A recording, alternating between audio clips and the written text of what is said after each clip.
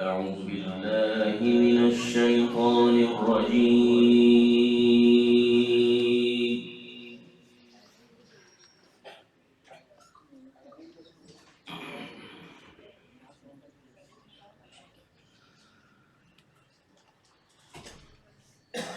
بسم الله الرحمن الرحيم.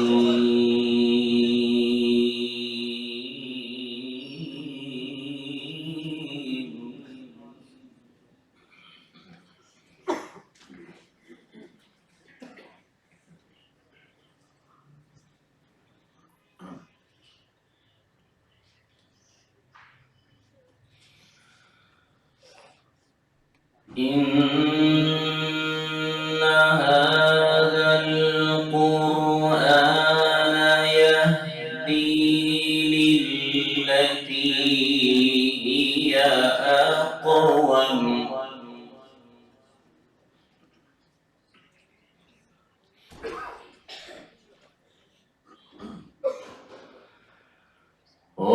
ويبشر المؤمنين الذين يعملون الصالحات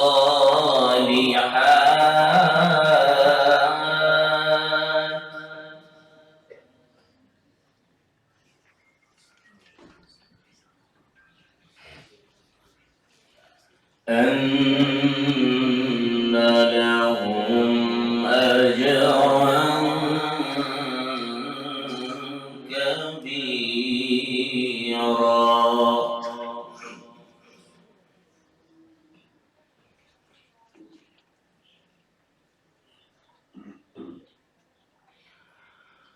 وأن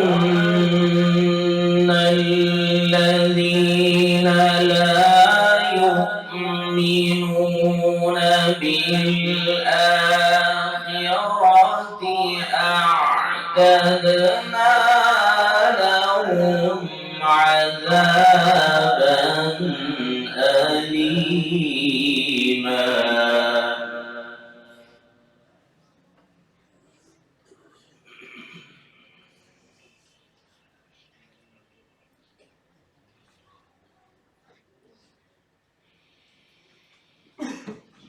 إن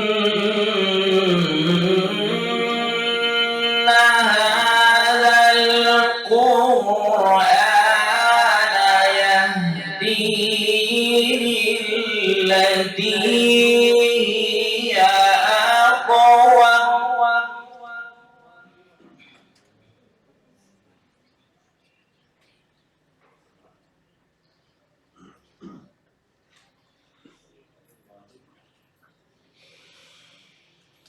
إن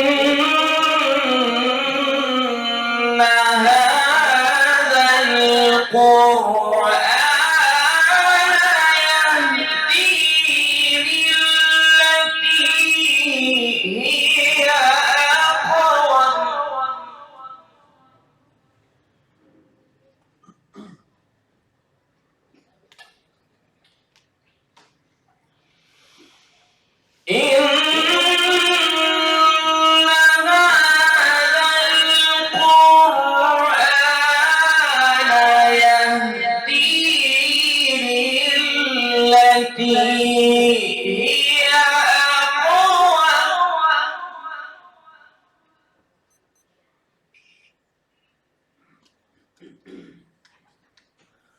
ويبشر المؤمنين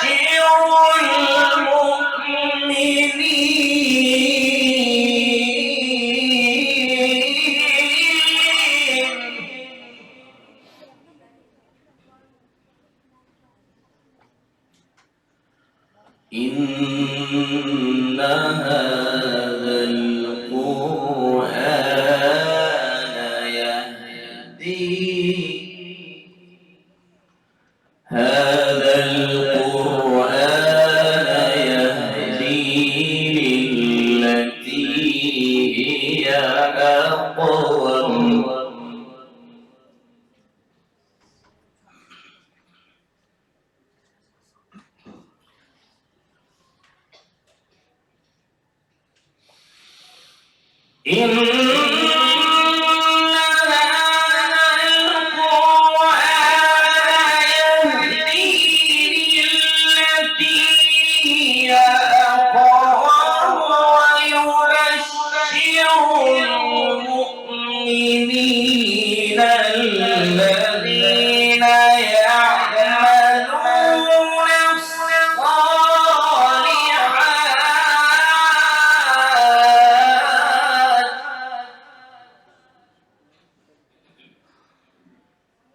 الذين يعملون الصالحات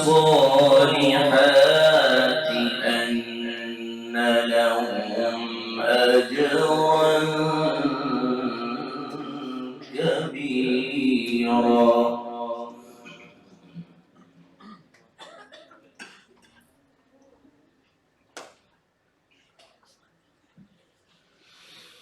هي أقوم ويبشر المؤمنين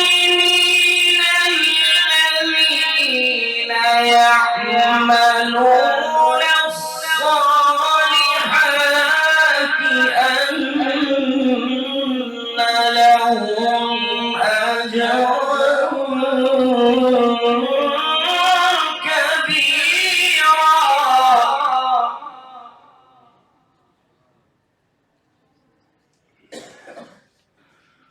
وأن الذين لا يؤمنون بالآخرة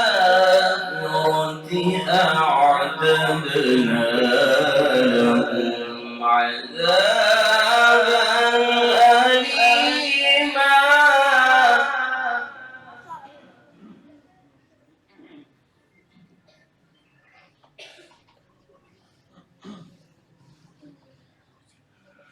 بسم الله الرحمن الرحيم.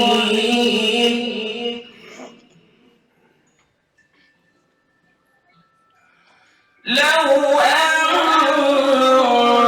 أنزلنا هذا القرآن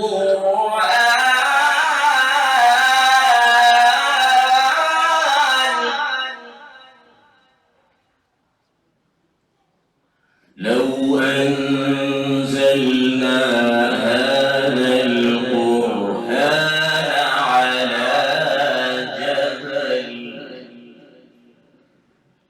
لرأيته خاشعا متصدعا من خشية الله.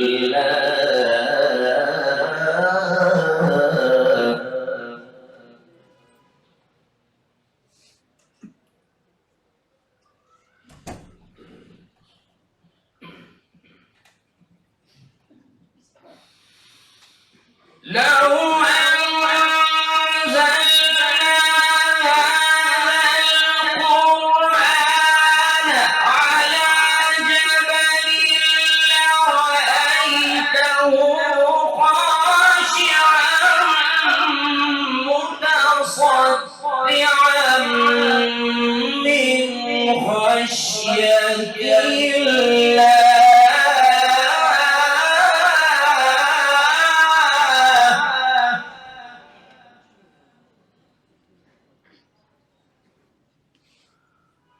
وتلك الأمثال نضربها للناس لعلهم يتفكرون.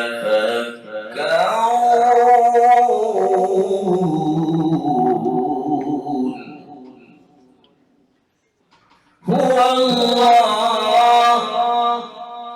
الذي لا إله إلا هو عالم الغيب والشهادة. هو الرحمن الرحيم.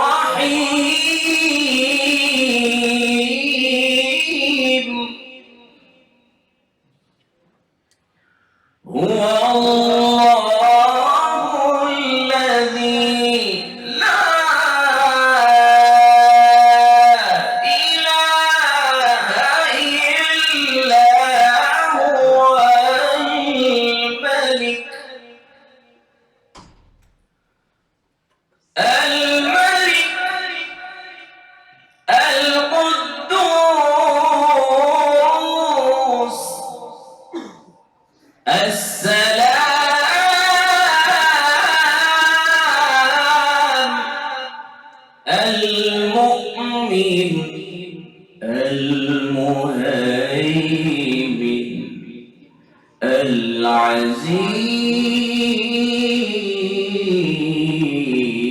العزيز الجبار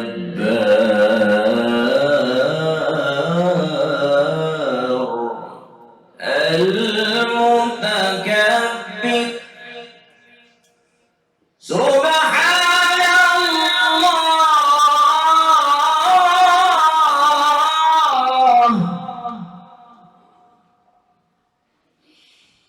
الملك القدوس السلام المؤمن المهيمن العزيز الجبار المتكبر سبحان الله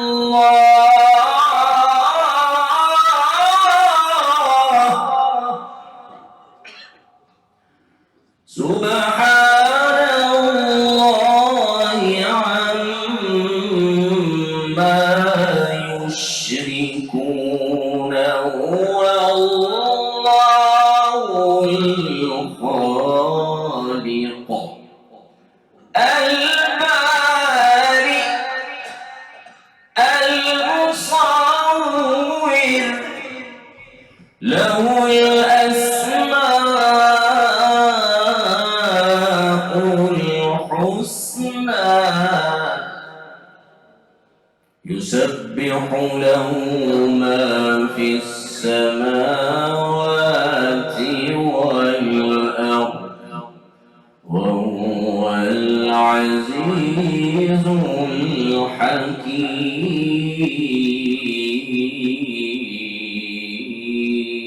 الحكيم صدق الله العظيم.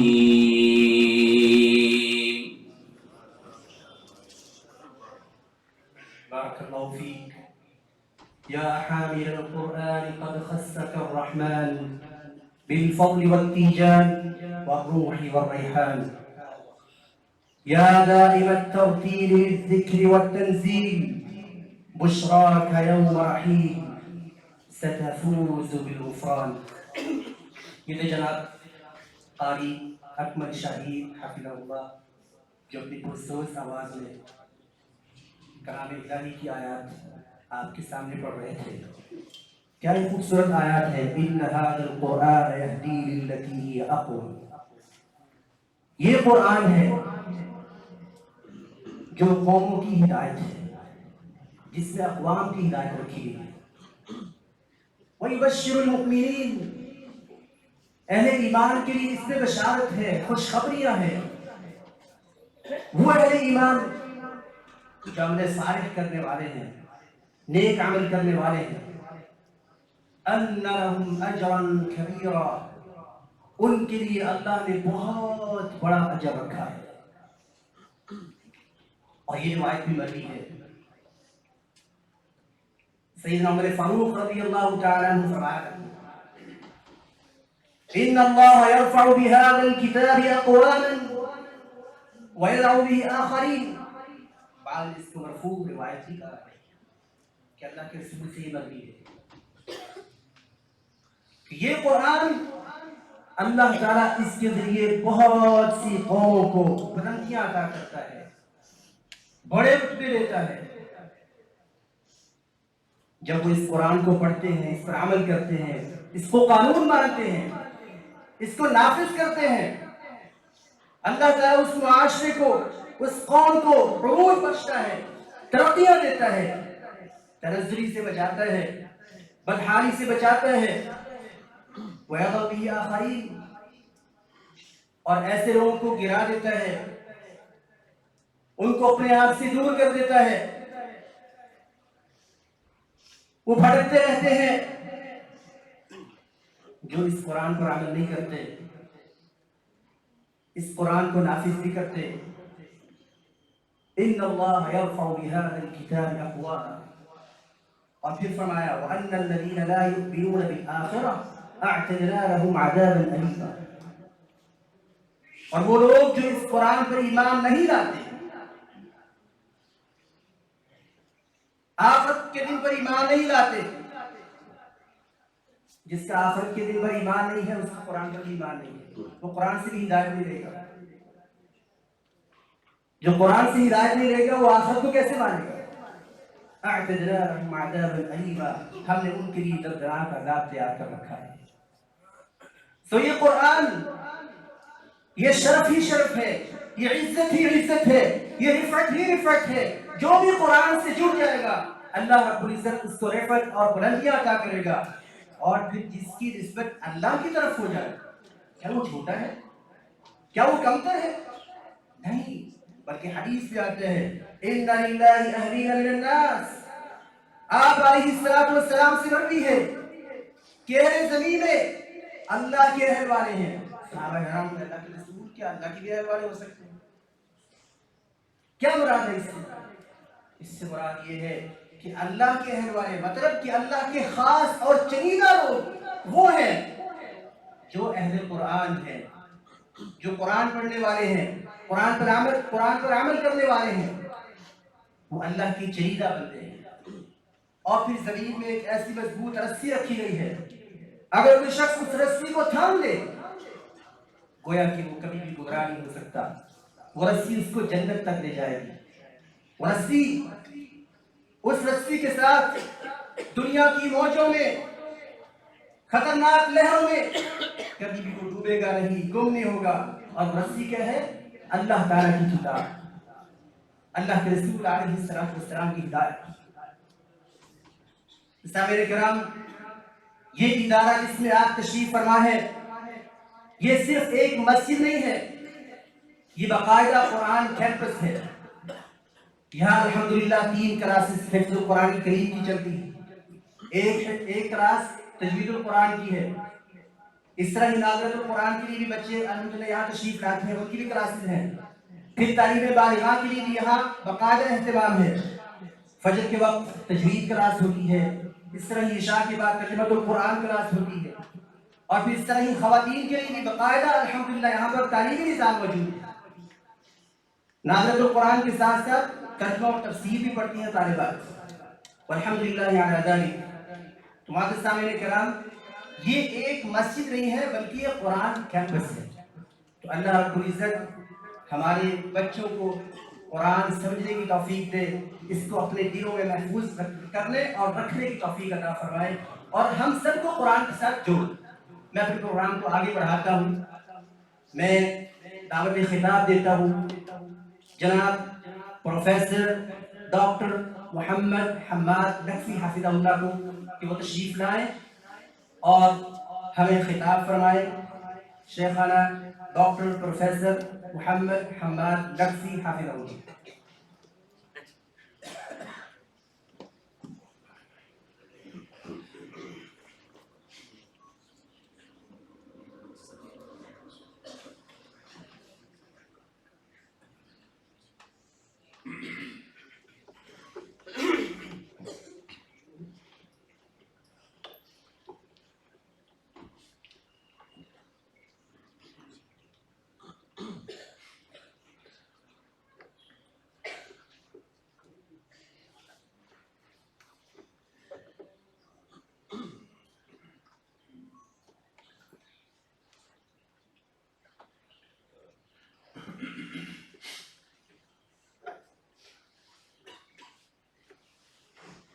السلام علیکم ورحمۃ اللہ وبرکاتہ. الحمدللہ الحمدللہ وکفا وسلام علی عبادہ الذین اصطفیٰ. اشہد ان لا الہ الا اللہ وحدہ لا شریک لہ واشہد ان محمدا عبدہ ورسولہ صلی اللہ علیہ وآلہ وسلم. اللہم صلی علی محمد وعلی آل محمد کما صلیت علی ابراہیم وعلی آل ابراہیم انک حمید مجید.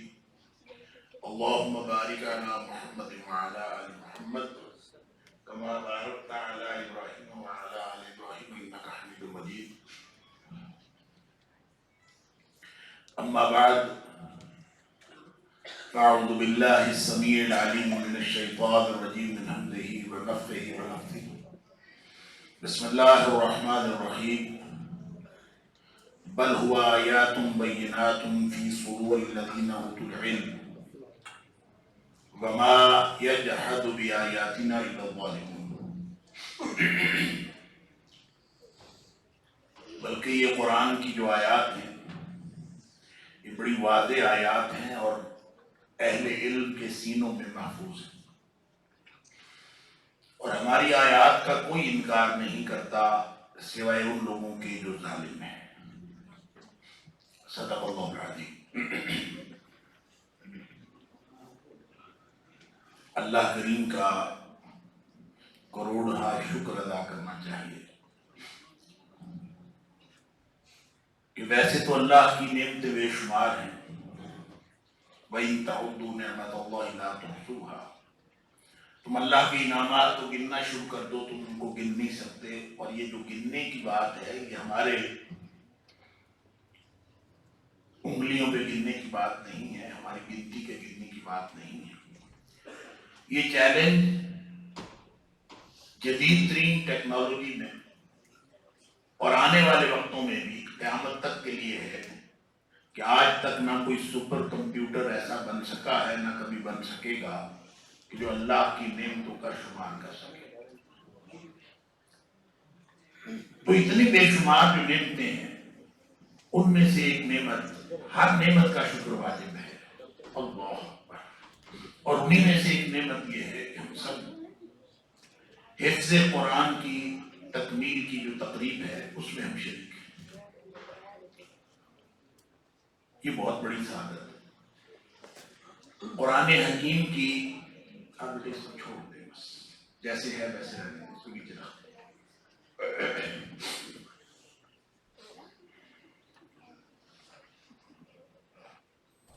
تو میں عرض کر رہا تھا کہ قرآن حکیم کی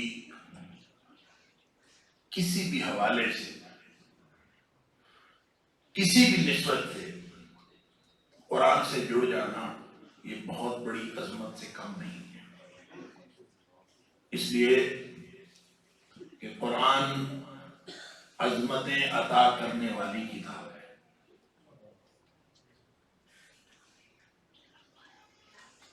چاہے مکان کا کوئی ٹکڑا ہو، چاہے زمان کا کوئی ٹکڑا ہو، اور چاہے کوئی فرد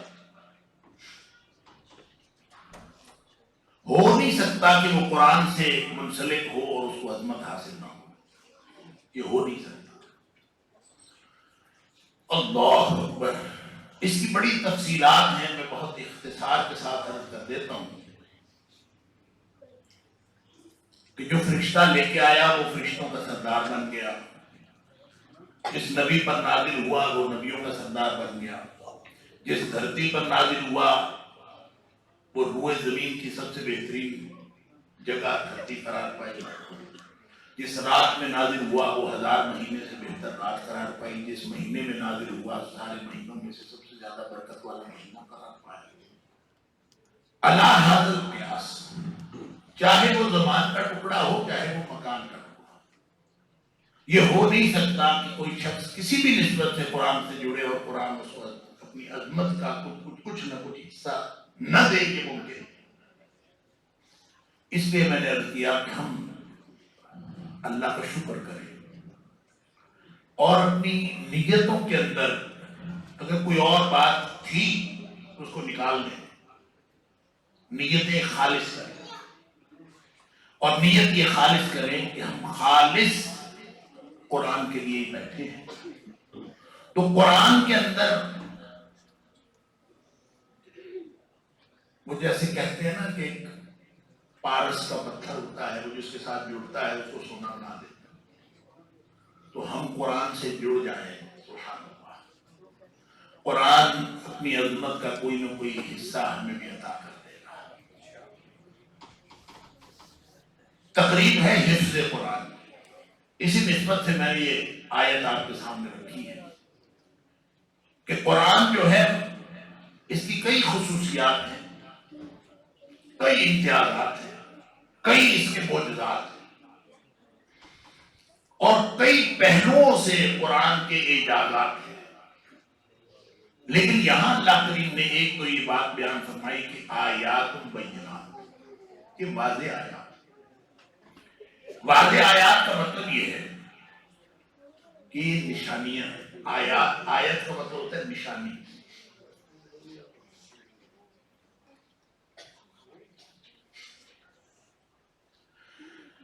آیت کا مطلب ہوتا ہے نشانی۔ حالانکہ قرآن کے جملے ہیں، قرآن کے فقرے ہیں، جملہ بھی عربی زبان کا لفظ ہے اور فقرہ بھی عربی زبان کا لفظ ہے، لیکن قرآن کی آیات کو نہ اللہ نے جملہ کہا ہے نہ اللہ نے فقرہ کہا ہے، بلکہ ان کو آیات فرمایا ہے۔ اور آیت کا معنی ہوتا ہے نشانی۔ اس کا مطلب ہے قرآن کے اندر کوئی نشانیاں، اور نشانیاں بھی کیا ہیں؟ بینات ہیں، واضح ہیں، اس کے لیے کوئی تفصیل بتانے کی ضرورت نہیں پڑتی، وہ ساری کی ساری نشانیاں واضح ہیں۔ اللہ اکبر۔ اور یہ جو ارد گرد پھیلی ہوئی کائنات ہے، اس میں کیا ہے؟ اس میں بھی نشانی ہے۔ آفاق و انفس کے اندر وہ بھی ساری نشانی ہیں۔ اللہ سنریہم آیاتنا فی الآفاق وفی انفسہم، ہم یہ ارد گرد کی کائنات میں آفاق و انفس میں ان کو نشانیاں دکھائیں، حتی یتبین لہم انہ الحق۔ جیسے جیسے یہ کائنات کو ایکسپلور کرتے جائیں گے، ان کو یہ سمجھ آئے گی کہ جو اللہ نے اس کتاب میں بیان فرمایا ہے انہ الحق، وہ سارا کچھ حق ہے۔ اللہ، اس کتاب میں قرآن حکیم میں بیان کردہ نشانیاں اور کائنات میں نظر آنے والی نشانیاں، آفاق و انفس کی نشانیاں، ان نشانیوں کے اندر اور ان نشانیوں کے اندر باہم کوئی تضاد اور تفاوت نہیں۔ لہذا جو کائنات کو سمجھ جاتا ہے اس کو قرآن سمجھ آ جاتا ہے، اور جو قرآن کو سمجھ جاتا ہے اس کو کائنات سمجھ آتا ہے۔ یہ ہے آیات بینات، بل ہوا آیات بینات، یہ واضح نشان ہے۔ اللہ اکبر۔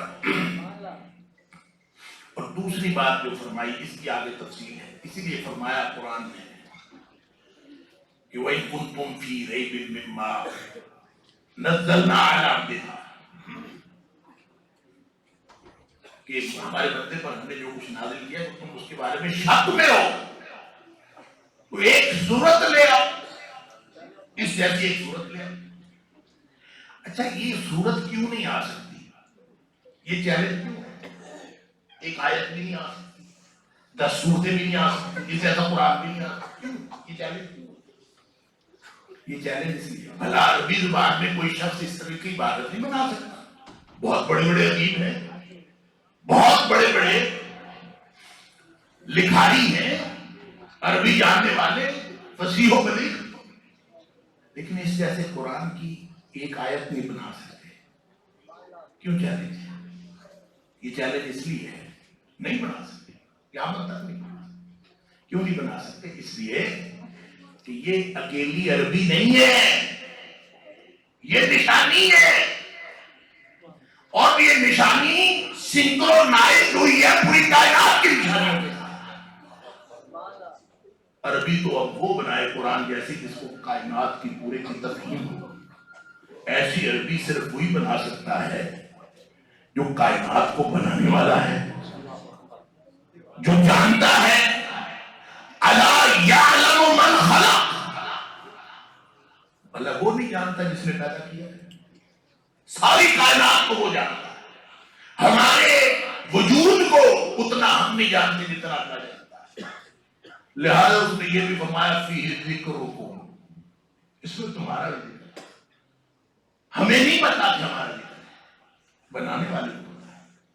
الا یعلم من خلق وهو اللطیف الخبیر، ہے بھی بڑا باریک بین اور بڑی خبر رکھنے والا، سبحان اللہ۔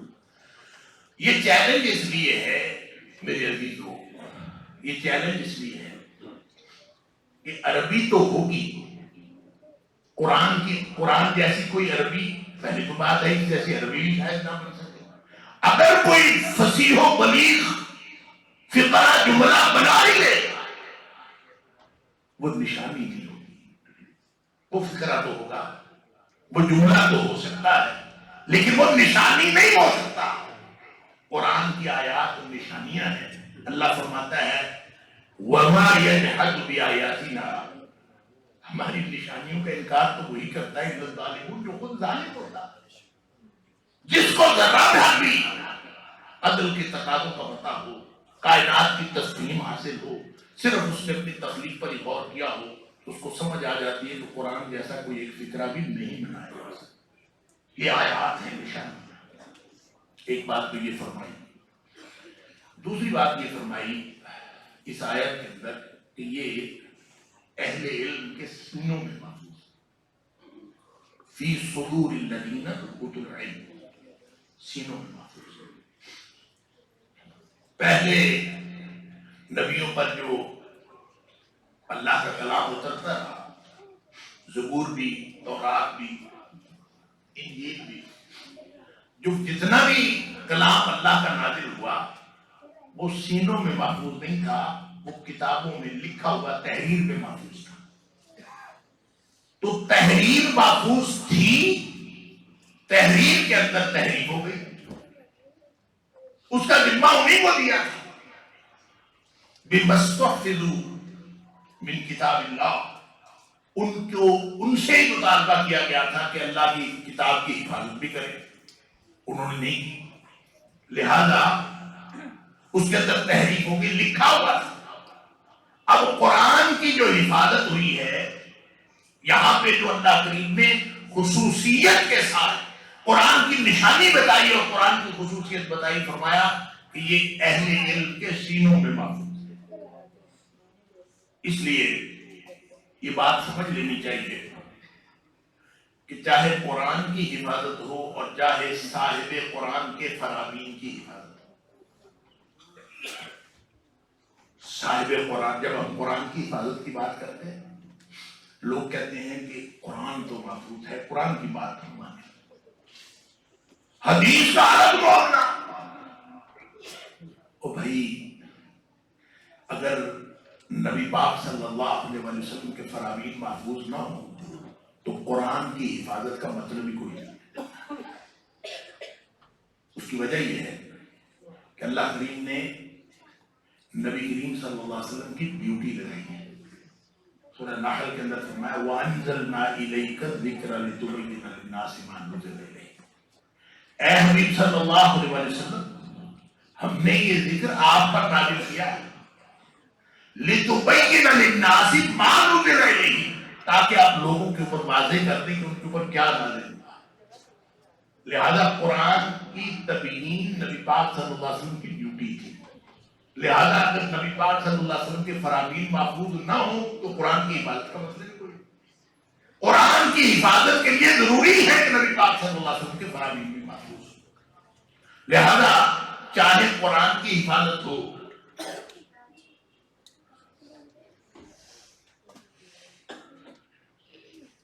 چاہے صاحب قرآن کے فرامین کی حفاظت ہو، اور چاہے قرآن کی حفاظت ہو، دونوں کی حفاظت کا ذریعہ جو ہے وہ کتابت نہیں ہے، وہ حفظ ہے. کتابت نہیں، حفظ بنیادی ذریعہ حفظ. لہذا اصل چیز حفظ. بل ہو آیات بینات فی صدور الذین اوتوا العلم، یہ تو اہل علم کے سینوں میں. اس کا مطلب ہے کہ حفظ کی شریعت اسلامیہ میں بڑی اہمیت ہے. بلکہ بڑی اہمیت نہیں کہنا چاہیے بلکہ کہنا چاہیے اولین اہمیت حفظ.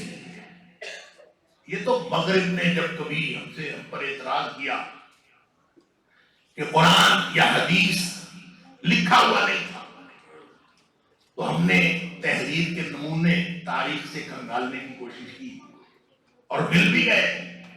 قرآن بھی لکھا جاتا تھا، حدیث بھی لکھی جاتی تھی، نبی پاک صلی اللہ علیہ وسلم کے دور میں لکھی جاتی تھی. ہمیں نمونے مل گئے. ہم نے ثابت کیا کہ قرآن بھی لکھا جاتا تھا، کاتبین وحی موجود تھے، حدیث بھی لکھی جاتی تھی. ہم نے حدیث کے نمونے نبی پاک صلی اللہ علیہ وسلم کے دور کے لوگوں کے سامنے پیش کر دلیل کے طور پر. حقیقت بات یہ ہے کہ اگر ایک بھی تحریر کا نمونہ نبی پاک صلی اللہ علیہ وسلم کے دور میں نہ ملے تو یہ اس بات کی دلیل نہیں ہے کہ قرآن غیر محفوظ ہے، یہ اس بات کی دلیل نہیں ہے کہ حدیث غیر محفوظ ہے، کیونکہ بنیادی حفاظت کا ذریعہ کتابت ہے ہی نہیں، بنیادی ذریعہ تو حفظ ہے۔ اور جہاں تک قرآن کی بات دیکھیں، حضرت ابو ہریرہ رضی اللہ تعالیٰ عنہ جن سے کچھ 5,500 یا 6,000 کے قریب احادیث جو ہے وہ مروی ہے، 5,500 صاحب الوف، ہزار احادیث، وہ فرماتے ہیں عبداللہ بن عمر بن العاص میرے سے اچھا تھا۔ ابو ہریرہ فرماتے ہیں عبداللہ بن عمر بن العاص مجھ سے اچھا تھا، اس لیے کہ اس کو لکھنا آتا تھا، وہ لکھ لیتا، اس کے پاس حدیث لکھی اس کا مجموعہ تھا، مجھے چونکہ لکھنا نہیں آتا تھا اس لیے میں لکھ نہیں سکا، میرے پاس کچھ نہیں۔ تو جس کو لکھنا نہیں آتا تھا اس نے 5,500 6,000 احادیث روایت کی ہیں، تو اس نے کیسے کی ہے؟ حفظ کیا ہے۔ تو بنیادی ذریعہ حفظ ہے۔ اور جہاں تک قرآن کی بات ہے،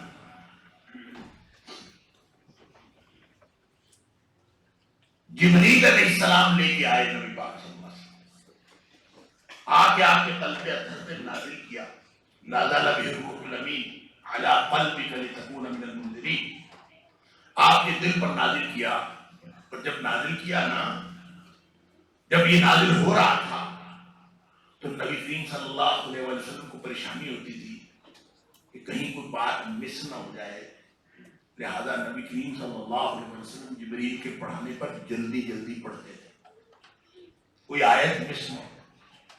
فرمایا لا تحرک بہ لسانک لتعجل بہ، آپ جلدی جلدی نہ پڑھا کریں، وجہ ان علینا جمعہ وقرآنہ، اس کو یاد کرانا بھی ہمارے ذمے ہے اور اس کو پڑھوانا بھی ہمارے ذمے ہے، لہذا بالکل ایزی رہیے۔ فَإِذَا قَرَأْنَاهُ فَاتَّبِعْ قُرْآنَهُ، جب ہم پڑھا چکے تو آپ بعد میں پڑھ لیا کریں، کیونکہ آپ کو حفظ کرانا یہ ہماری ذمہ داری ہے، کس کی؟ اللہ کی۔ لہذا نبی اکرم صلی اللہ علیہ وسلم کو یہ قرآن معجزانہ طور پر حفظ ہوا، اور اس کا مطلب یہ ہوا کہ روئے زمین کے جو پہلے حافظ ہیں وہ نبی اکرم صلی اللہ علیہ وسلم۔ اب اگر کوئی قرآن حفظ کرتا ہے تو وہ نبی اکرم صلی اللہ علیہ وسلم کی سنت پر کرتا ہے، سب سے پہلے حافظ نبی پاک صلی اللہ علیہ وسلم۔ اب اس کے بعد یہ تو سب کو پتا ہے، کاتبین وحی تھے، وہی لکھتے تھے، اور ان کے نام بھی احادیث میں آتے ہیں، فلاں فلاں جو ہے وہ کاتبین وحی میں تھے، اور بڑا بڑی سعادت ہے۔ اور لوگ لکھتے تھے، کوئی کھجور کی چھال پہ لکھ دیتا تھا، کوئی پتھر پہ لکھ دیتا تھا، کپڑے پہ لکھ دیتا تھا، مختلف چیزوں پہ لکھے ہوئے تھے، لیکن بنیادی ذریعہ لکھنا نہیں تھا، بنیادی ذریعہ حفظ۔ اب نبی پاک صلی اللہ علیہ وسلم نے خود کو حفظ کر لیا، اللہ کی طرف سے معجزانہ طور پر حفظ۔ اب قرآن میں حدیث میں جو الفاظ آتے ہیں وہ ہے علم یعلم تعلیم، صحابہ کہتے ہیں علمنا، علمنا، ہمیں نبی پاک صلی اللہ علیہ وسلم نے سکھایا۔ اب یہ جو سکھایا ہے نا، جو عربی میں سکھایا، اس کا ترجمہ کرتے سکھایا، وہ عرب تھے، عربوں کو قرآن سکھایا، عربوں کو قرآن کی صورت سکھائی۔ صحابہ کہتے ہیں نبی پاک صلی اللہ علیہ وسلم اگلی صورت اس وقت تک شروع نہیں کرتے تھے جب تک یہ صورت سکھا نہیں لیتے تھے۔ تو یہ جو سکھا لینا ہے، سکھا لینا، اس کا مطلب کیا ہے؟ وہ ہماری طرح اجمی نہیں تھے کہ ان کو پہلے زبردست سکھائیں، پھر ان کو مخارج سکھائیں، پھر ان کو ترجمہ سکھائیں۔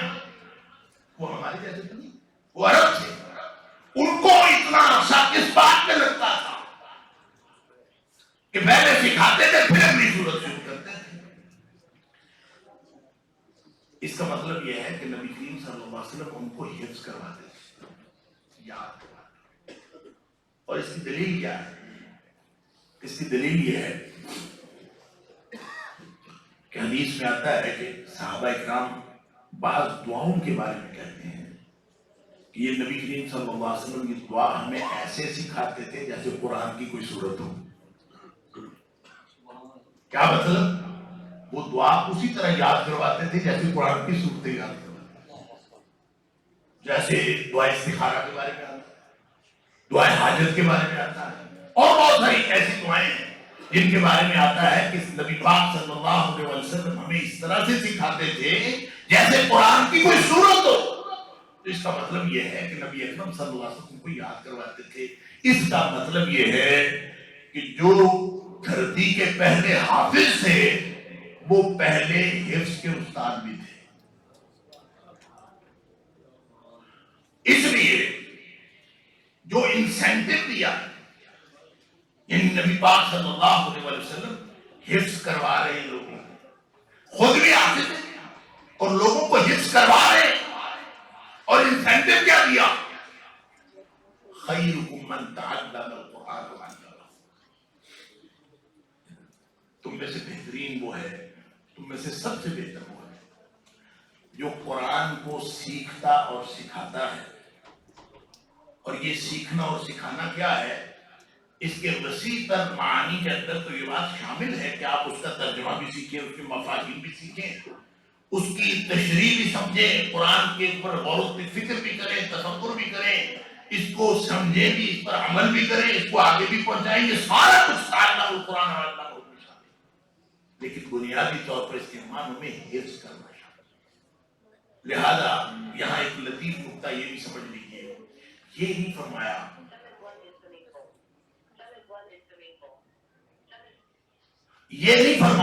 کہ تم میں سے بہترین وہ ہے جو قرآن کو سکھائے اور سیکھے۔ بات سمجھ لیجیے، یہ نہیں فرمایا کہ تم میں سے بہترین وہ ہے جو قرآن کو سکھائے اور سیکھے۔ کیوں؟ سکھانے والے خود تھے، سیکھنے والے پہلے دوسرے تھے۔ خود کو تو اللہ نے معجزانہ طور پر سکھا دیا، لہذا دوسروں کو انسینٹو دینا مقصود تھا کہ سیکھنے والا پہلے ہے، سکھانے والا بعد میں۔ خیرکم من تعلم القرآن وعلمہ، لہذا یہ انسینٹو دیا ہے امت میں سے ہر شخص کو، کیونکہ سیکھنا پہلے ہوتا ہے، سکھانا بعد میں ہوتا ہے۔ اس لیے فرمایا تم میں سے بہترین وہ ہے جو سیکھے اور سکھائے۔ اس کا مطلب یہ ہے کہ سیکھنے والے ایک لطیف فرق بہرحال موجود ہے کہ جو قرآن سیکھنے کی ابتدا کرتا ہے وہ سکھانے والے سے بہتر ہے، اس لیے کہ جو سکھانے والا ہے وہ بھی پہلے سیکھا ہے تو سکھایا تھا، پہلے اس نے سیکھا بعد میں اس نے سکھایا۔ اس لیے جو سیکھنے کی ابتدا کر دیتا ہے وہ سمجھ لیجئے کہ وہ خیر حکم میں شامل ہو جاتا ہے۔ آج مجھ میں اور آپ میں یہ جو کوئی بھی ہے، عمر چاہے 60-70 سال ہو گئی ہو یا 40-50 سال ہوئی ہو، ہمارے پاس ایک موقع ہے کہ ہم قرآن سیکھنے کی ابتدا کرتے ہیں۔ یہ ہے نبی پاک صلی اللہ علیہ وسلم کا دیا ہوا انسینٹو۔ آپ اگر فرماتے ہیں سیکھنے والا زیادہ بہتر ہے، سکھانے والا زیادہ بہتر ہے، تو پہلے سکھانا لوگوں کے ذہن میں ہوتا، سیکھنا تو بہت بعد میں ہے۔ تو فرمایا سیکھنے کی ابتدا کرو، تم خیرکم بن جاؤ گے۔ لہذا آپ سب سے اور اپنے آپ سے بھی میں یہ عرض کرتا ہوں کہ ہم آج سے قرآن کو حفظ کرنا شروع کر دیں۔ 2 سورتیں ہو جائیں، 4 سورتیں ہو جائیں، 1 پارہ ہو جائے، جتنا بھی ہو جائے، اس کے 2 فائدے ہوں گے۔ ویسے تو کئی فائدے ہیں، ظاہری طور پر 2 فائدے ہوں گے۔ ایک فائدہ تو یہ ہوگا کہ آپ دنیا میں خیرکم میں شامل ہو جائیں گے، اور دوسرا فائدہ یہ ہوگا جب آپ اس دنیا سے جائیں گے تو آپ کے سینے میں قرآن کا کوئی نہ کوئی حصہ موجود ہوگا، اور جس کے ساتھ قرآن موجود ہوگا انشاءاللہ اس کو سدے خیر ہر جگہ پہ قرآن سے زیادہ باوفا ساتھی اور کوئی ہوئی۔ اس لیے فرمایا یقال لصاحب القرآن، قرآن والے سے، قرآن کے ساتھی سے کہا جائے، جس نے قرآن کو ساتھی بنایا دنیا، اس سے کہا جائے کہ اقرا ورتقی، پڑھتا جا اور چلتا جا۔ اصل چیز حفظ ہی تھا۔ لہذا قرآن جب کتابی شکل میں جمع کیا گیا، ابو بکر صدیق رضی اللہ تعالیٰ عنہ کے دور میں حضرت زید بن ثابت رضی اللہ تعالیٰ عنہ کی ڈیوٹی لگائی گئی کہ آپ نے قرآن کو جمع کرنا۔ زید بن ثابت رضی اللہ تعالیٰ عنہ خود بھی حافظ تھے، خود حافظ۔ اب انہوں نے اعلان کر دیا جس جس کے پاس قرآن لکھا ہوا ہے لے آئے، اور لوگ لے کے آ جاتے تھے۔ کسی نے پتھر پہ لکھا ہوا ہے، تختیوں پہ لکھا ہوا ہے، چمڑے پہ لکھا ہوا ہے، چھال پہ لکھا ہوا ہے، جو جس پہ لکھا ہے لے آئے۔ خود حافظ تھے، لیکن اس وقت تک کسی کی تحریر کو قبول نہیں کرتے تھے جب تک وہ دو حافظوں کی گواہی نہ دے گیا۔ لہذا ایک خود حافظ، پھر تحریر، اور پھر ساتھ دو حفاظ کی گواہی، پھر یہ قرآن مرتب ہوا ہے بین الفتح۔ اس سے پہلے تو مرتب ہی نہیں ہے۔ لہذا اس کی بنیاد ہو جو ہمارے پاس لکھا ہوا ہے، جو محفوظ ہے، یا دنیا کائنات میں ہر چیز ختم ہو جائے، یہ جو کاغذ ہے یہ اڑ جائے، ختم ہو جائے، کمپیوٹرز کی جو ڈسکیں ہیں وہ ساری کرپٹ ہو جائیں، ہر چیز ختم ہو جائے دنیا میں، سارے کمپیوٹرز کا نظام، انٹرنیٹ، ہر چیز ختم ہو جائے، قرآن ختم نہیں ہو سکتا، اس لیے کہ بل ہوا آیات بینات فی قلوب فی صدور الذین اوتوا العلم، یہ تو اہل علم کے سیکھ میں بات، لہذا یہ ختم نہیں۔ اور آخری بات میں عرض کروں، یہ جو چھوٹے چھوٹے بچے جب یہ حفظ کرتے ہیں تو پتہ ہے کیا بن جاتے ہیں؟ اللہ اکبر۔ اللہ نے فرمایا انا نحن نزلنا الذکر وانا لہ لحافظون، اس کو قرآن کو نازل کرنے والے ہم ہیں، اور اس کی حفاظت کرنے والے بھی ہم ہیں۔ اور حفاظت ہو کس ذریعے سے رہی ہے؟ حفظ کے ذریعے سے۔ ذمہ داری اللہ کی، لیکن پوری ہو رہی ہے بچوں کے حفظ کرنے سے۔ اس کا مطلب ہے جو بچہ حفظ کر لیتا ہے نا قرآن، وہ اس ٹیم میں شامل ہو جاتا ہے جس کو اللہ نے اپنی ذمہ داری کی ادائیگی کے لیے رکھا ہوا ہے۔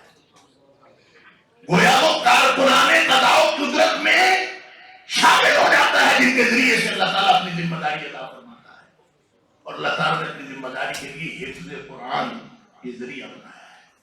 بل ہوا آیات بینات فی صدور الذین اوتوا العلم، اللہ تعالیٰ مجھے اور آپ کو، ہم سب کو کسی نہ کسی حصے میں قرآن کو محفوظ کرنے والا بنا دے، تاکہ ہم بھی وہ سعادت حاصل کر لیں جو حفظ قرآن والوں کو یہ نصیب ہوتی ہے۔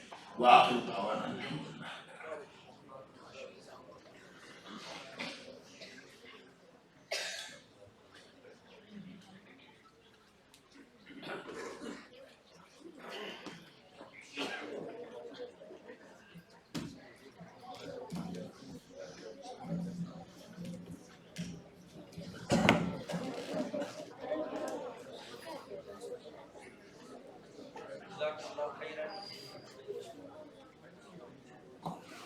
جزاکم اللہ خیرا وبارک فیکم۔ یہ تھے استاد گرامی پروفیسر ڈاکٹر محمد حماد لکھوی حفظہ اللہ تعالی، ہمیں قیمتی فضل وسائل سے نواز رہے تھے۔ استاد گرامی مفسر قرآن بھی ہیں، الحمدللہ علی ذلک۔ میں نے جب اشتہار استاد گرامی کو بھیجا تو استاد گرامی نے میسیج میں مجھے لکھا اب میں پروفیسر یا یونیورسٹی میں جو معاملات ہیں اس سے سب دوش ہو گئی ہوں۔ تو میں نے استاد جی سے کہا، لکھا میں نے، استاد گرامی آپ ہمارے دلوں میں پروفیسر ہیں۔ جب میں نے استاد گرامی سے پڑھ لیا ہے میں تو زندگی بھر ان کو اپنا استاد مانوں گا، پروفیسر مانوں گا، چاہے استاد گرامی یونیورسٹی سے آپ سب دوش ہو جائیں یا موجود رہیں۔ تو استاد گرامی آپ ہمارے دلوں کے پروفیسر ہیں، آپ ہمارے لیے بڑی عظیم شخصیت ہیں، اور آپ کے ساتھ جو ہمارا لگاؤ ہے وہ ایک دینی لگاؤ ہے اور خاص قسم کا ہے۔ خیر اس پر بات بہت لمبی ہو جائے گی۔ جزاکم اللہ خیرا وبارک فیکم، استاذنا حیاکم اللہ وسلمکم، اللہ تعالیٰ آپ کی حفاظت فرمائے۔ آپ یقیناً امت کا سرمایہ ہے، ہمارا سرمایہ ہے، اللہ تعالیٰ آپ کی حفاظت فرمائے اور آپ کا سایہ ہم پر قادر سلامت رہے۔ سامعین کرام، جب مسجد نبوی میں ہم پڑھتے تھے، مدینہ نبوی میں پڑھتے تھے، تو وہاں حفظ القرآن کے حلقات ہیں، چھوٹی چھوٹی سی کلاسز ہیں، شاید آپ نے دیکھی. تو وہاں جو پڑھانے کا انداز بڑا شاندار ہے. کسی بچے کو کوئی مارا نہیں جاتا، کسی کو گالی نہیں دی جاتی، کسی کے ساتھ کوئی پنشمنٹ والا سلوک نہیں ہے، کوئی ایسا ویسا سلوک نہیں ہے، بلکہ سب محبت سے آ کے پڑھتے ہیں، سیکھتے ہیں. بہت پیارا ماحول ہے. تو میری خواہش تھی کہ ہم بھی اس طرح کا ماحول جا کے پاکستان میں عام کریں اور طلبا کو اس طریقے سے قرآن سکھائیں. الحمدللہ علی ذالک، اسی طریقے پر عمل کرتے ہوئے آج ہم طلبا کو اسی طرح ہی قرآن سکھانے کی بھرپور کوشش کر رہے ہیں.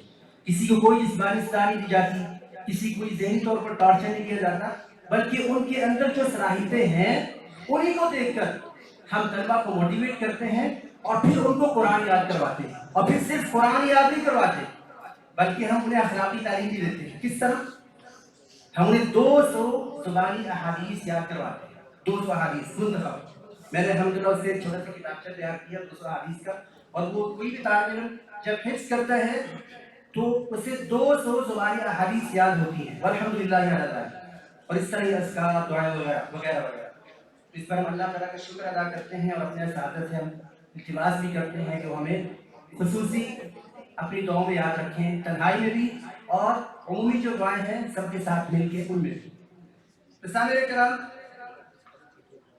ہم اپنے اس محفل کے دوسرے دور میں پڑھتے ہیں وہ طلبا جنہوں نے محنت شاقہ، اخلاص، استقامت کے ساتھ قرآن کریم کو اپنے سینوں میں محفوظ کرنے کی سعادت حاصل کی. یہ وہ خوش نصیب ہستیاں ہیں جنہیں اللہ تعالیٰ نے اپنے کلام پاک کا امین بننے کا شرف عطا کیا. میں اس بابرکت مرحلے کا آغاز نہایت ادب و احترام کے ساتھ کرتا ہوں اور ادب و احترام کے ساتھ میں دعوت دیتا ہوں استاد گرامی جناب پروفیسر ڈاکٹر محمد حماد نقوی صاحب حفظہ اللہ کو، جناب اسد محمود ڈوگر صاحب کو، جناب میاں محمد اسلم صاحب کو، جناب چودھری ادریس صاحب کو کہ وہ تشریف لائیں اور ان طلبہ میں اسناد تقسیم کریں.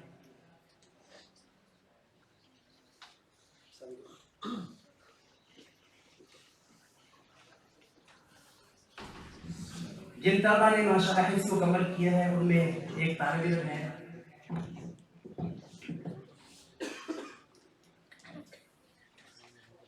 محمد خضر جہاں سے. تو میری خواہش ہے کہ ان کے والد محترم بھی ساتھ آئیں اور اپنے بیٹے جو ہے اپنے ہاتھوں سے سند پیش کریں. جہاں سے بٹ صاحب وہ بھی تشریف لے آئے.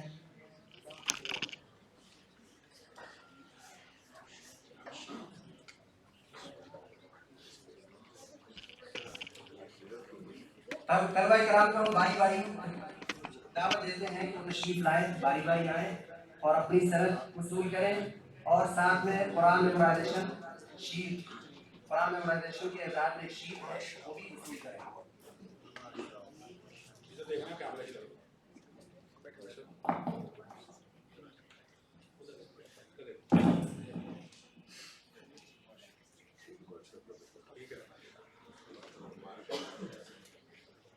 تشریف لاتے ہیں عبد الوہاب بن محمد گلزار.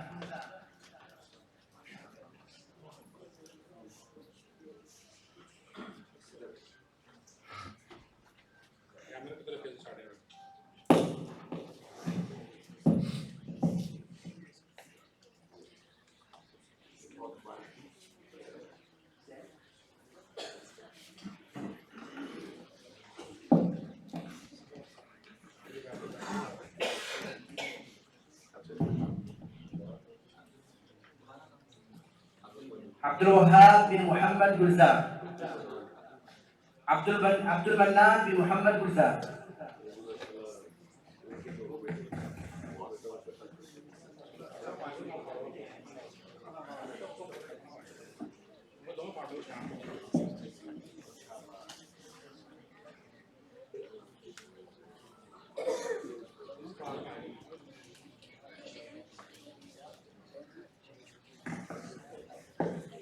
سیف اللہ بن غلام مرتضی.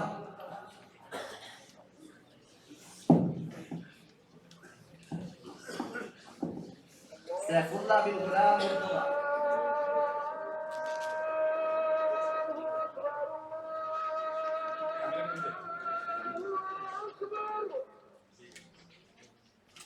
عبید رفیق بن محمد رفیق احمد.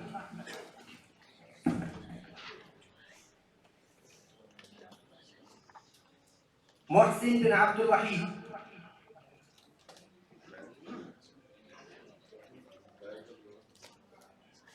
عبید بن محمد رفیق،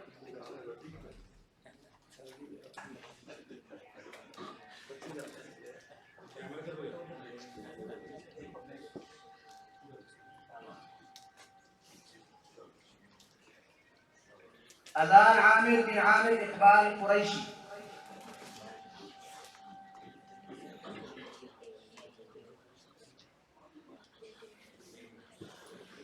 شیخ محمد داود یحییٰ بن شیخ محمد یحییٰ، عبید رفیق پہنچ گئے ہیں۔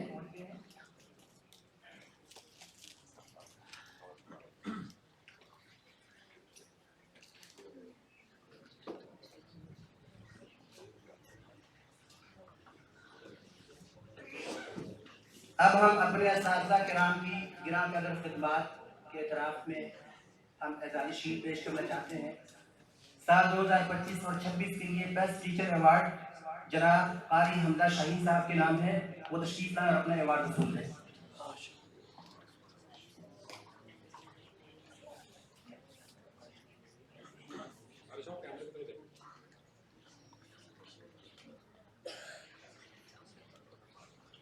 حسن کارکردگی ایوارڈ کے لیے ہم نہایت ادب کے ساتھ دعوت دیتے ہیں جناب قاری عثمان صاحب کو اور قاری عمر فاروق سلفی صاحب۔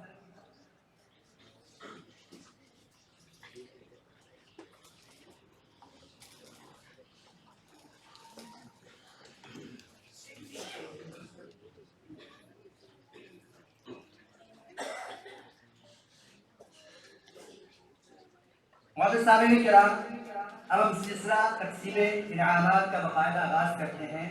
اس کے طلبہ بے چین بیٹھے ہیں۔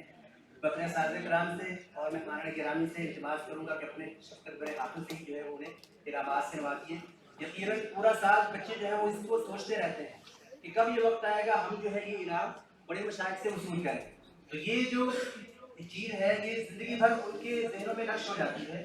میں آپ سے التماس کروں کہ آپ نے اپنے ہاتھوں سے انعامات دیے۔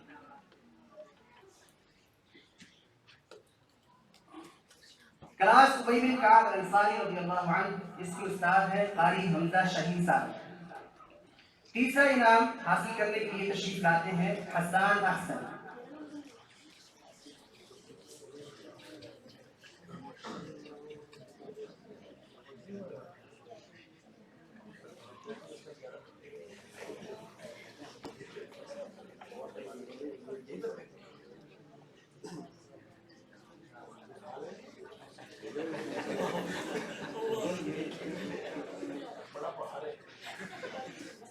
دوسرا انعام وصول کرنے کے لیے تشریف لاتے ہیں دو طلبہ، عبد الرحمن انعام اور علی احمد الیاس۔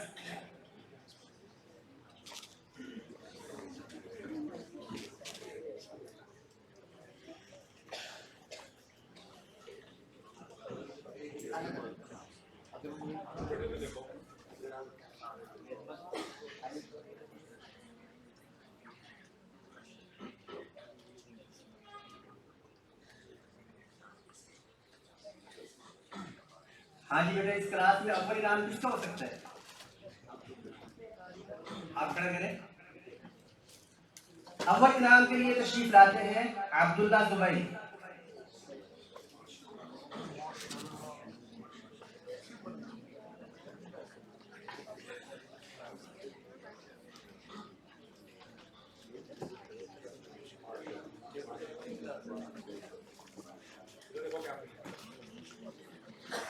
کلاس زید بن ثابت الانصاری رضی اللہ عنہ، اس کے استاد ہیں جناب قاری محمد عثمان غنی صاحب۔ تیسرے انعام کے لیے تشریف لاتے ہیں ایان واحد اور عبد الرحمن اکرم۔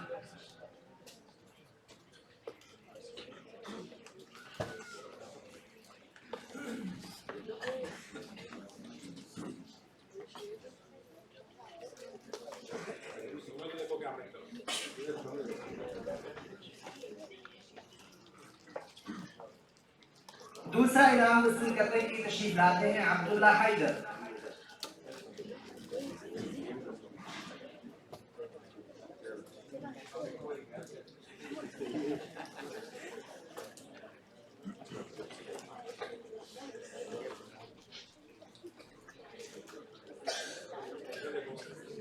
अव्वल इनाम वसूल करने के लिए तशरीफ लाते हैं सैफुल्लाह मुर्तजा।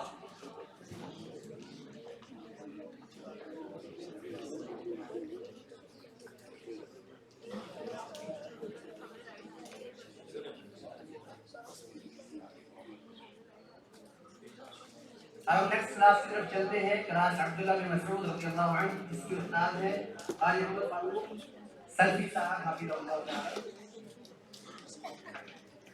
तीसरे इनाम के लिए तशरीफ लाते हैं अनस अकबर और अब्दुल हादी इरशाद।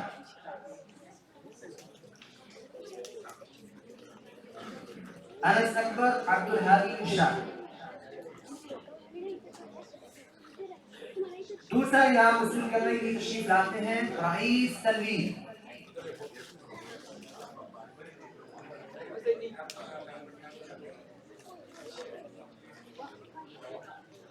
रईस तनवीर।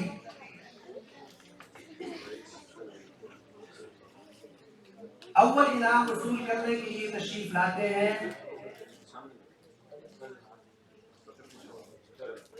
बिलाल एजाज।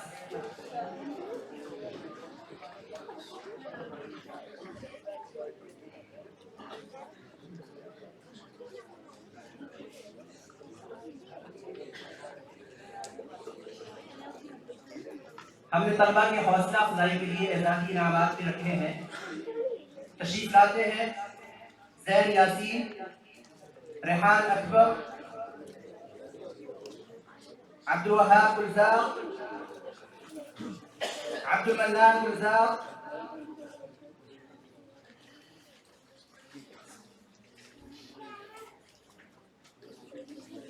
अब्दुल वहाब गुलजार,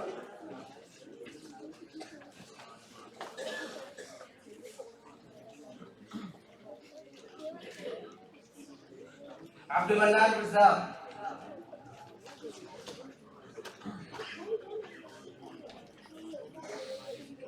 मुबीन बिलाली,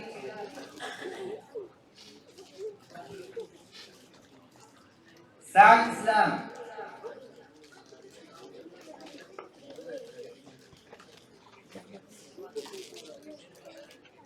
उमर तनवी,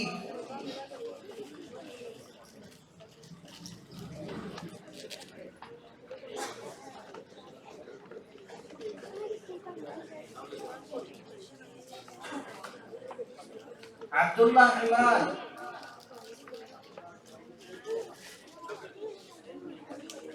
अली अब्बास, सैयद अहमद शाहिद, तलहा इरशाद, तलहा अरशद,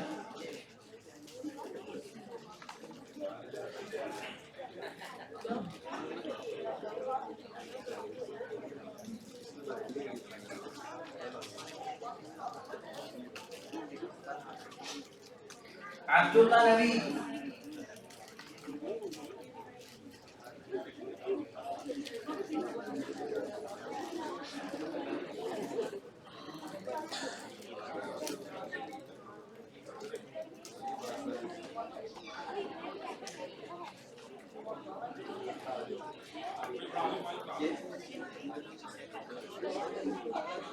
गदर जनाते अब्दुल वदूद खान,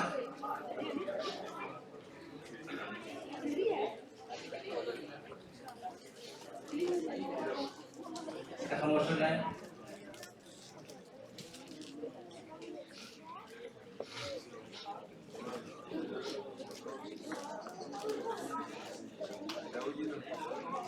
उस्मान फारूक रज़ियल्लाह,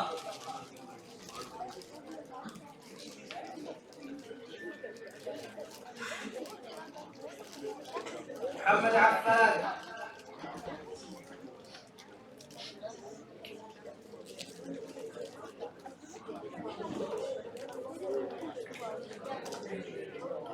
अब्दुल वहाब रमज़ान,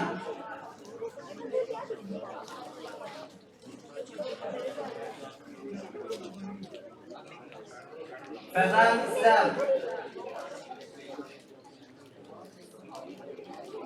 अफ़्ज़ाल रमज़ान,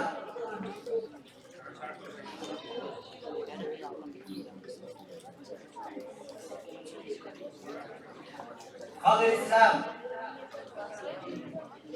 داوود يحيى كيف الإسلام داوود يحيى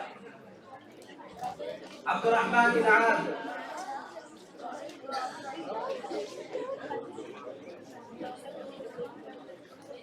شهران عباس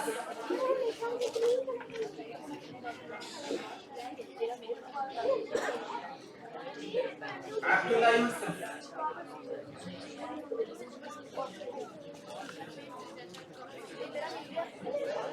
عبد الأحد أمجد عثمان فقيه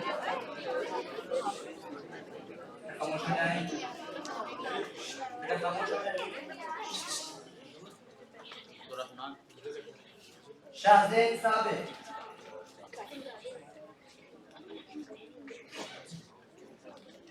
محسن وحيد عبيد رفيق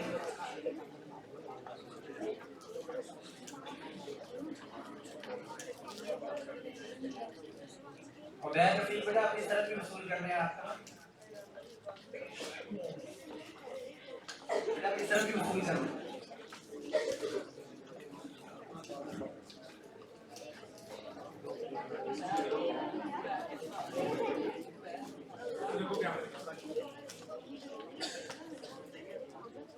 عبد الرحمن وسيم أذان عامر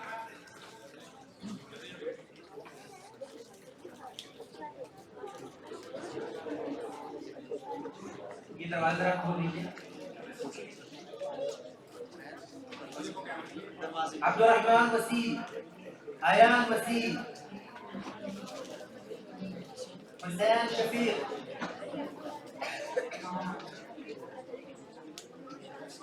حسنان شفيق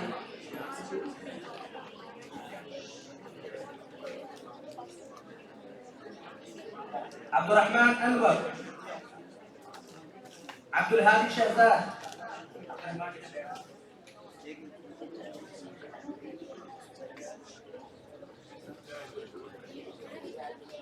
عبد الرحمن أنور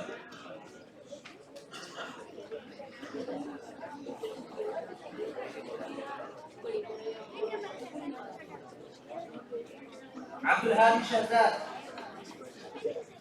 حنظلة فردوس شمعون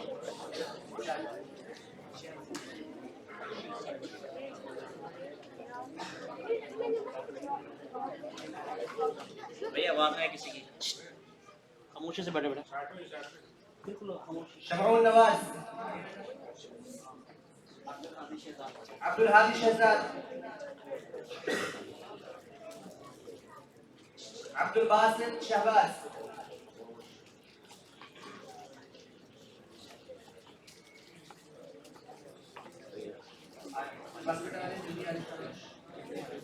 أحمد عرفان عمر فاروق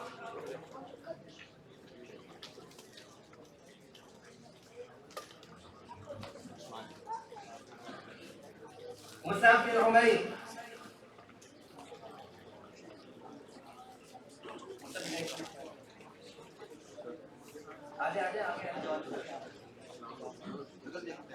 مصعب بن عمير أنس خرم أنس خرم أحسن وحيد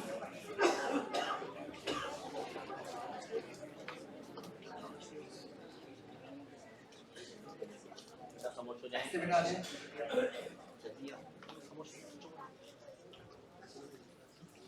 मैं उस्ताद गिरामी और मेहमान गिरामी का शुक्रगुजार हूँ उन्होंने वक्त दिया कीमती वक्त निकाला उस्ताद गिरामी आप इस तरह पर तशरीफ रखिए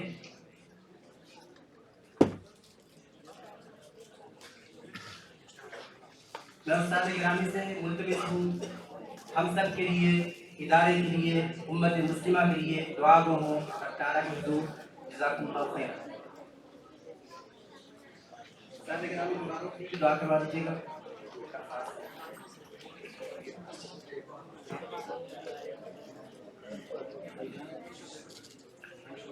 या रब्बिल हम्द कमा यंबगी लिजलाली वजहिक بجودك وعظيم سلطانك يا رب لك الحمد كما ينبغي لجلال وجهك وعظيم سلطانك يا رب لك الحمد كما ينبغي لجلال وجهك وعظيم سلطانك اللهم صل على محمد وعلى آل محمد كما صليت على إبراهيم وعلى آل إبراهيم إنك حميد مجيد اللهم بارك على محمد وعلى آل محمد كما باركت على إبراهيم وعلى آل إبراهيم إنك حميد مجيد ربنا آتنا في الدنيا حسنة وفي الآخرة حسنة وقنا عذاب النار اللهم أحسن عاقبتنا في الأمور كلها وأجرنا من خزي الدنيا وعذاب الآخرة اللهم أجرنا من خزي الدنيا وعذاب الآخرة اللهم أجرنا من خزي الدنيا وعذاب الآخرة اللهم رحمتك نرجو فلا تكلنا إلى أنفسنا طرفة عين وأصلح لنا شأننا كله لا إله إلا أنت ولا إله غيرك اللهم أصلح لنا ديننا الذي هو عصمة أمرنا وأصلح لنا دنيانا التي فيها معاشنا وأصلح لنا آخرتنا التي فيها معادنا واجعل الحياة زيادة لنا في كل خير واجعل الموت راحة لنا من كل شر اللهم طهر قلوبنا من النفاق وأعمالنا من الرياء وألسنتنا من الكذب وأعيننا من الخيانة فإنك تعلم خائنة الأعين ما تخفي الصدور اللهم ألهمنا رشدنا وأعذنا من شرور أنفسنا اللهم اجعل سريرتنا خيرا من علانيتنا واجعل علانيتنا صالحا اللهم إنا نسألك الإخلاص في العلم والعمل وحسن الخاتمة يا حي يا قيوم برحمتك نستغيث اللهم إنا نعوذ بك من زوال نعمتك وتحول عافيتك وفجاءة نقمتك جميع سخطك اللهم اشف مرضانا ومرضى المسلمين اذهب البأس رب الناس واشف انت الشافي اللهم اشف انت الشافي اللهم اشف كل مرضانا شفاء كاملا عاجلا اللهم اشفنا كلنا شفاء كاملا عاجلا اللهم اشف كل مرضانا شفاء كاملا عاجلا اللهم اشف انت الشافي لا شفاء الا شفاؤك شفاء لا يغادر سقما ربنا هب لنا من ازواجنا وذرياتنا قرة اعين واجعلنا للمتقين اماما اللهم انك عفو تحب العفو فاعف عنا اللهم اغفر لنا ذنوبنا كله دقه وجله واوله واخرته وعلانيته وسره اللهم انفعنا بالقرآن العظيم اللهم انفعنا بالقرآن العظيم اللهم اهدنا صراطك المستقيم بالقرآن العظيم اللهم ارحمنا بالقرآن العظيم اللهم أجرنا كلنا من النار بالقرآن العظيم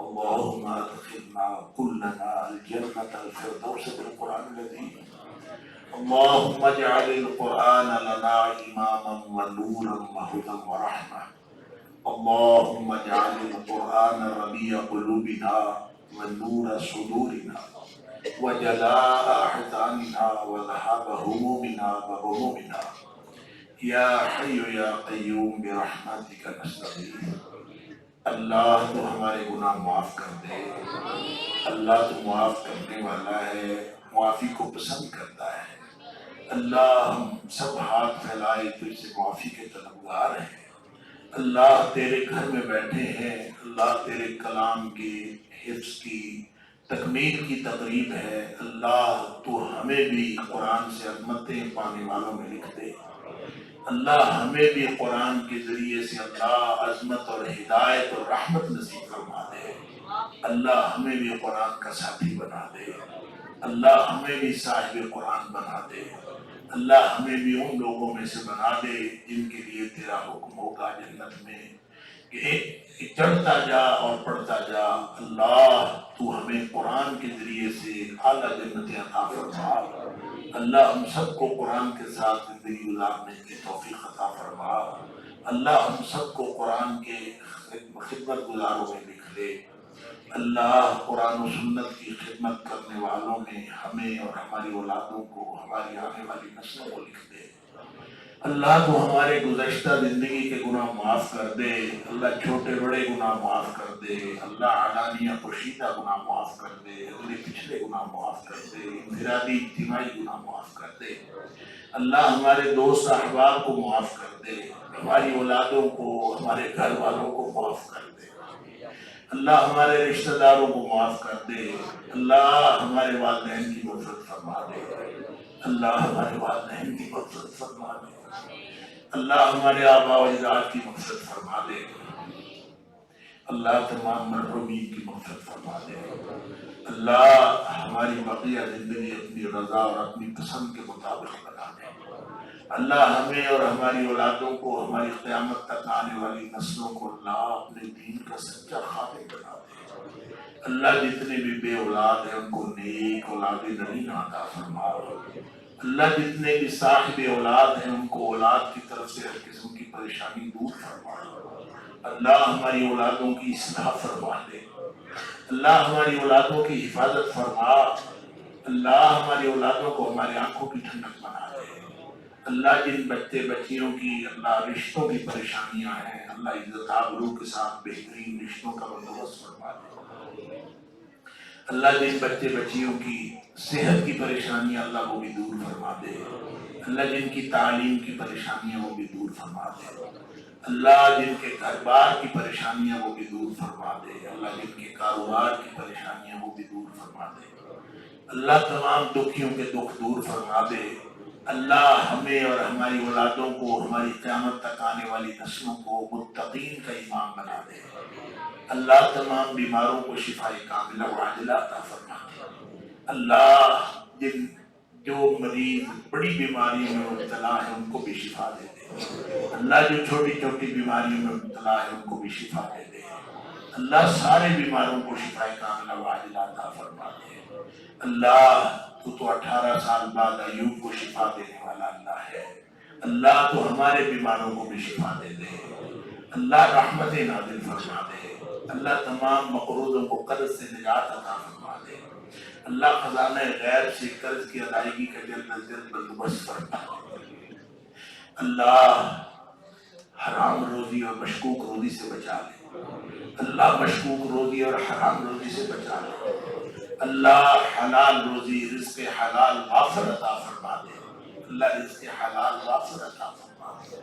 اللہ دنیا آخرت کی ہر طرح کی محتاجیاں دور فرما دے۔ اللہ دنیا آخرت کی ہر طرح کی خوشحالیاں عطا فرما دے۔ اللہ دنیا آخرت کی ہر طرح کی رسوائیوں سے بچا لے۔ اللہ دنیا آخرت کی ہر طرح کی رسوائیوں سے بچا لے۔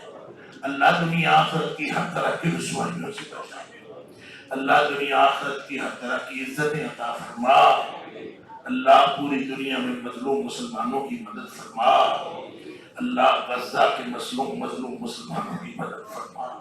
اللہ فلسطین کے مظلوم مسلمانوں کی مدد فرما۔ اللہ سودان اور شام کے مسلمانوں کی مدد فرما۔ اللہ کشمیر کے مسلمانوں کی مدد فرما۔ اللہ پوری دنیا کے مظلوم مسلمانوں کی مدد فرما۔ اللہ بلاد اسلامیہ کی حفاظت فرما۔ اللہ ملک پاکستان کی حفاظت فرما۔ اللہ اسلام اور مسلمانوں کے دشمنوں کو نیست و نابود فرما۔ اللہ ہم سب کو ایک ملت بننے کی توفیق عطا فرما۔ اللہ ہماری دنیا بھی بہترین کر دے، اللہ ہماری آخرت بھی بہترین کر دے۔ اللہ ہمیں اور ہماری اولادوں کو اللہ اپنے دین کا سچا خادم بنا دے۔ اللہ ہمیں اور ہماری اولادوں کو، ہماری قیامت تک آنے والی نسلوں کو اللہ قرآن و سنت کا سچا خادم بنا دے۔ اللہ ہماری دنیا بھی بہترین کر دے، اللہ ہماری آخرت بھی بہترین کر دے۔ اللہ ہم سب کو جنت الفردوس کے اندر اکٹھا فرما دے۔ اللہ ہم سب کو جنت الفردوس کے اندر اپنے حبیب صلی اللہ علیہ وآلہ وسلم کا ساتھ نصیب فرما دے۔ اللهم وفقنا لما تحب وترضى اللهم وفقنا لما تحب وترضى اللهم وفقنا لما تحب وترضى ربنا تقبل منا انك انت السميع العليم وتب علينا انك انت التواب الرحيم وصلى الله تعالى على خير خلقه محمد وعلى اله وصحبه اجمعين آمين.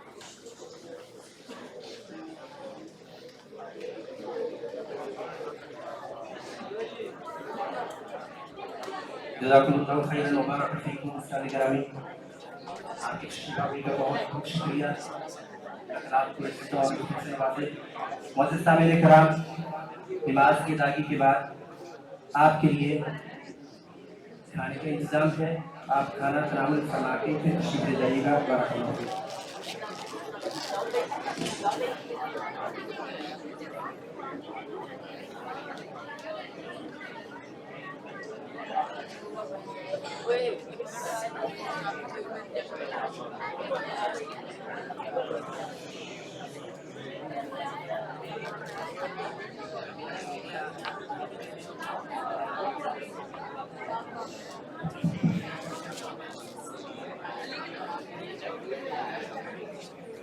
Thank